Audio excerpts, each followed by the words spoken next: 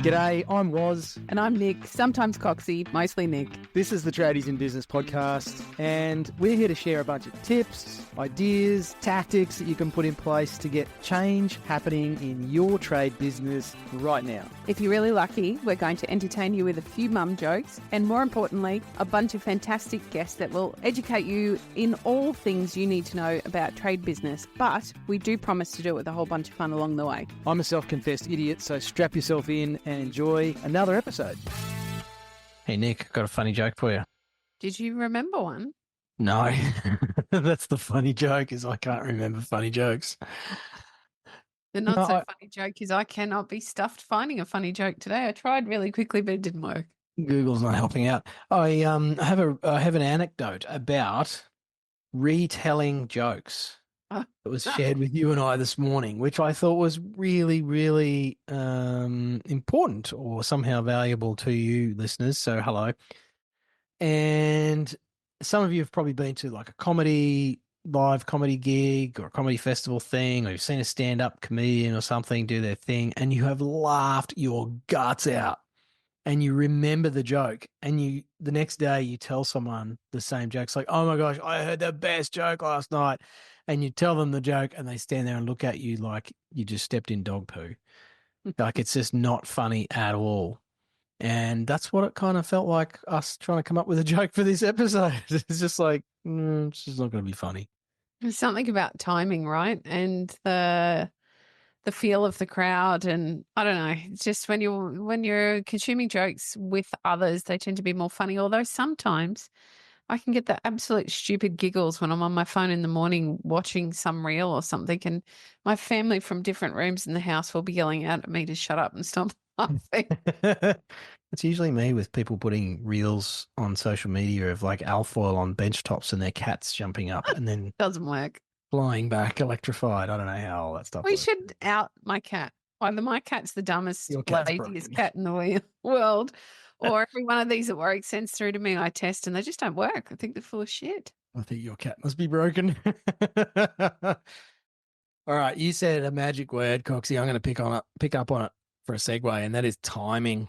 Mm-hmm. Timing is everything when it comes to jokes and comedy, and timing's everything when it comes to business and getting results, Nic. So I reckon we could dig into that topic, couldn't we?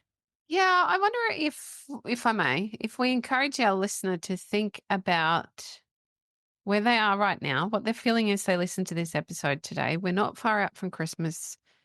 I know in my world, even things are starting to feel a bit stressy and a bit overwhelmed, and there's a lot of demand, and the whole world ends at Christmas, which is something I say every single year. But that's how your clients feel. You know, the in-laws are coming over for Christmas Day. I need my back deck finished, or I need to finally change out the toilet suite, or I need to do A, B, and C before Christmas because I feel like I'm going to be judged.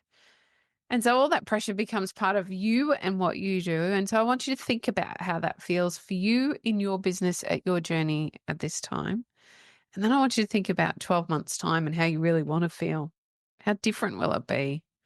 What would you like to feel? Would you like to feel the stress and the pressure, or would you like to feel organized and in control? Would you like to perhaps be thinking about having your time off already rather than waiting right up till Christmas Eve, like so many of the poor business owners that we do talk to? What could life look like if you started to make some change today? Which, after you've done that, can, I think, sometimes feel a bit hard to conjure up for people, Nic. And if it sounds like I'm disagreeing with you, then I've made a grave error in giving that impression, because I don't. But the flip side of that can be really helpful for those of you listening who are like, I don't know, like what could it look like? I don't know, guys. You know, like I can't even think of that right now. I'm so batshit busy and stressed and overwhelmed. And another way to think about this can be, what's the cost of doing nothing? Meaning doing things the same way you've been doing them.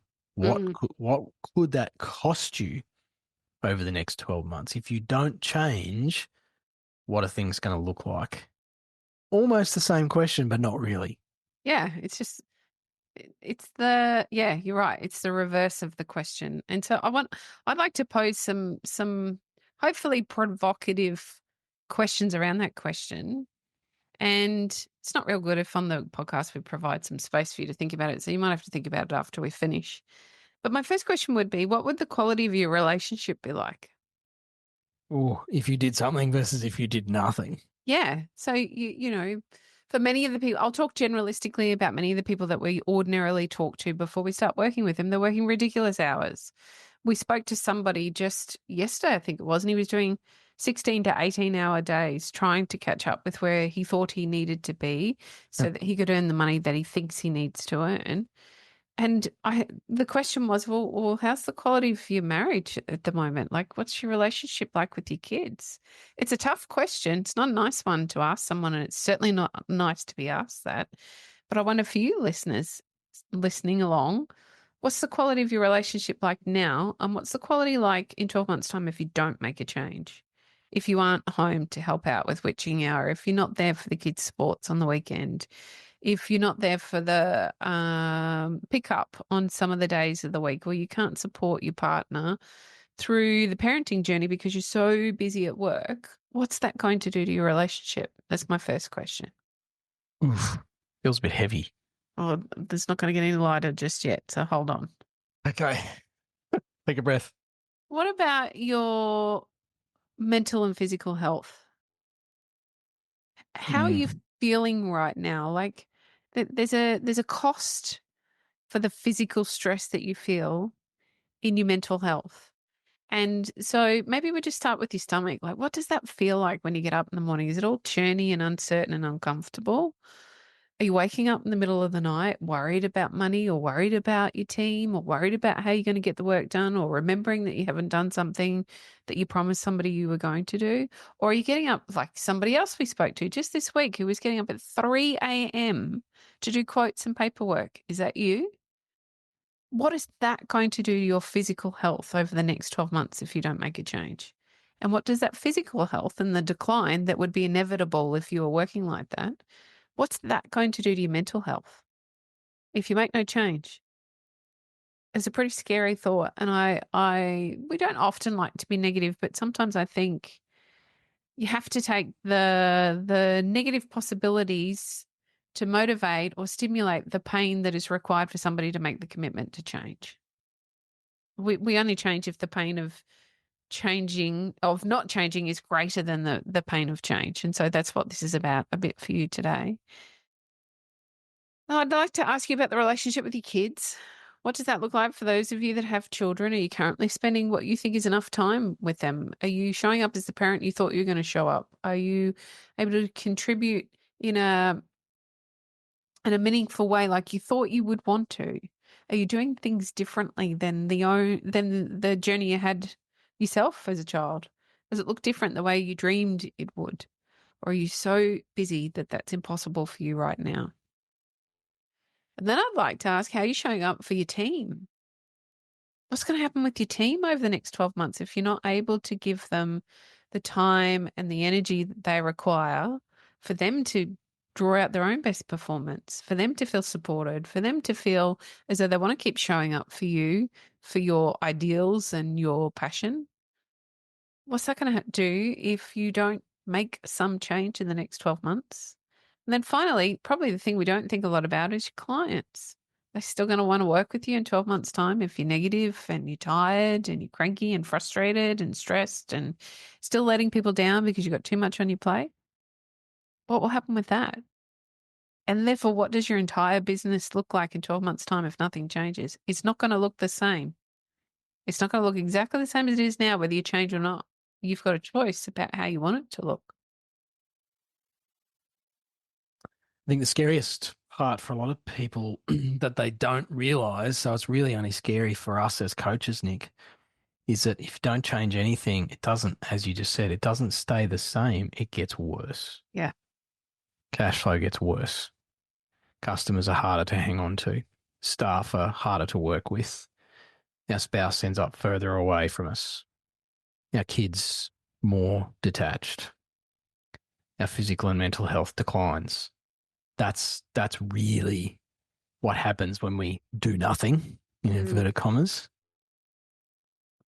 A better case scenario is try a bit harder and make some small changes, and perhaps you maintain where you're at currently, but that actually takes change to maintain where you're at.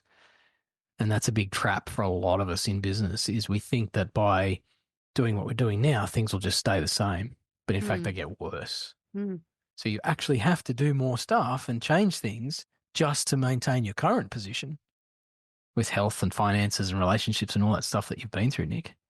And if you want it to get better, you got to do more than just a little bit of change, more than just work a bit harder or say a few nice things to the fam. You've got to make some serious changes for things to actually improve. And most people don't take that step. Yeah, maybe there's an opportunity for you even to look back 12 months and see, was it just that little tiny bit easier? Was it just that little tiny bit less stressful? Did you feel like there was less commitment? Did you feel like there was less frustration in and around you? For some of you, no, it will feel just as icky as it feels this year. And some of you will be listening to this and thinking, well, life's pretty good at the moment, but will it be in 12 months' time if nothing changes?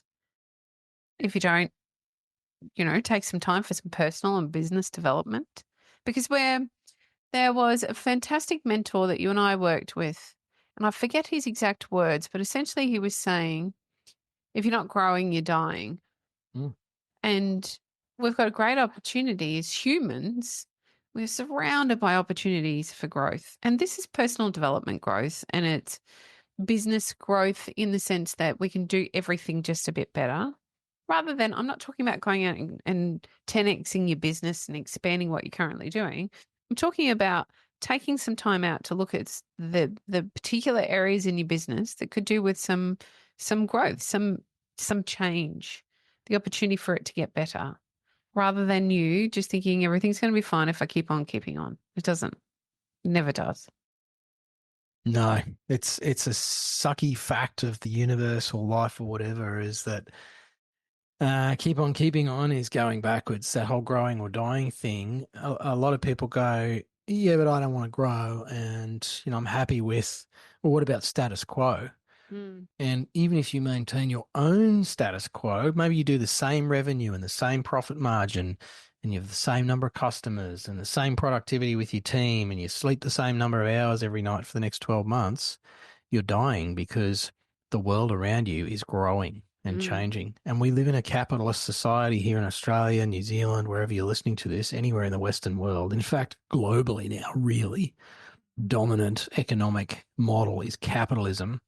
And the founding principle of capitalism is growth. And if you're not growing, your competitors are, your customers are. Meta, Facebook, their ad algorithms are changing. The audiences are growing in different ways. There's different platforms that you need to be on. And so if you're not actually growing in some of those ways, you're screwed. You're going backwards. Status quo does not exist. There is no point of balance in life. It's about this fluid, dynamic harmony, which requires movement from us. And you're either moving backwards or forwards. There's no in between. And you get to choose. You get to choose if you move backwards or forwards.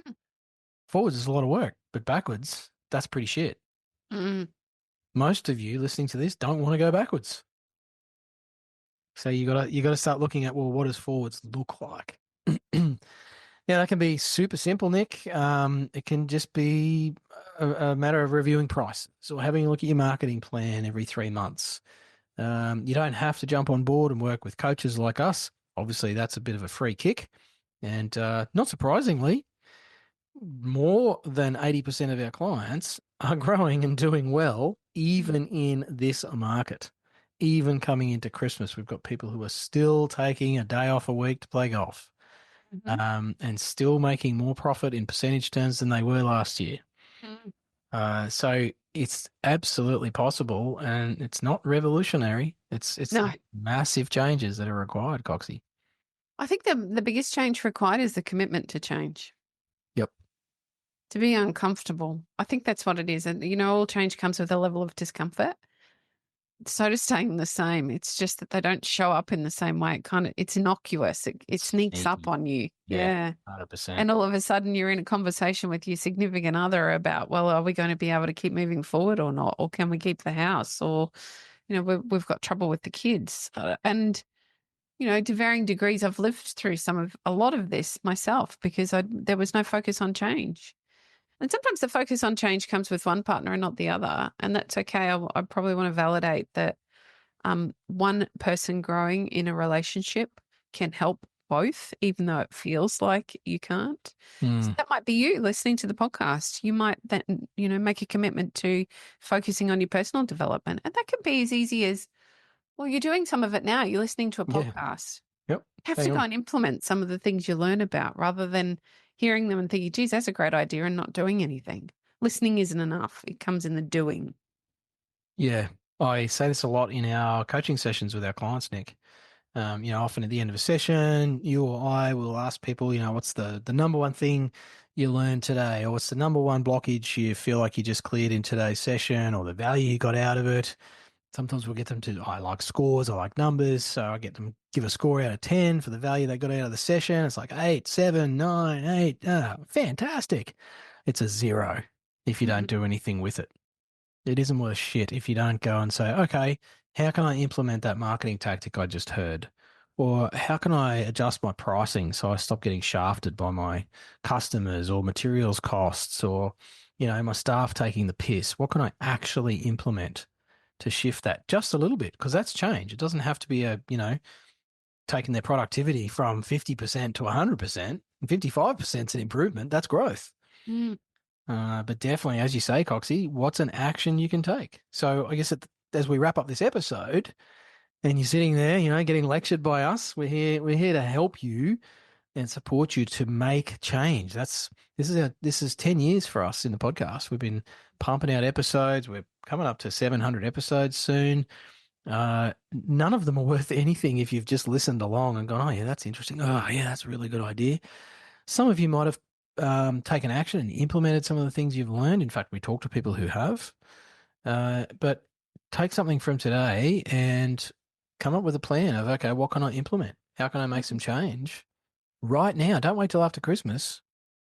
It's the ship sails. Next minute it's March. And it's like, shit, we've got no work or our cash flow is worse than it was in November. Now is the time to act on these things. Now is the time to improve your relationship with your spouse or your kids, improve your health. And all of that can be as simple as hitting us up and having a quick chat. We do free chats for anybody who's keen to take action. Coxie and I, or one or both of us, will jump on a session with you, have a quick yarn for 15 minutes, see if there's some opportunities there for you. And if there are, then we can all do something about it. If not, that's cool. We can point you in the right direction. But that's an action you can take that costs you $0, 15 minutes of your time. And this sounds like I'm being a wanker business coach, Nick, but it could save your marriage, could save your health, could save your teenage kids, could save your business. Just that one action. So I dare you, go to our website, book a business brainstorm session with us, we call it. It's 15 minutes, it's free, take an action, or at the very least, do something with the other episodes you've listened to. Implement something now. Don't wait till after Christmas. I don't think it can be overstated enough how important it is to do something before Christmas. And many of us are in survival mode, if you like, at this time of year. We take our eye off the ball and suddenly we're in a hole when it comes to January, February, March. It's a tough quarter, this next quarter, but you can change that, and that change starts today. I think it's a great opportunity for you to do something a little bit different. Choose your heart. Love that saying from you, Nick. All right. Well, thanks for listening to another episode. Hope you find some change to make coming into the Christmas period. And we'll be back with some more episodes as we always have for the last 10 years. Thanks for listening. Hooroo.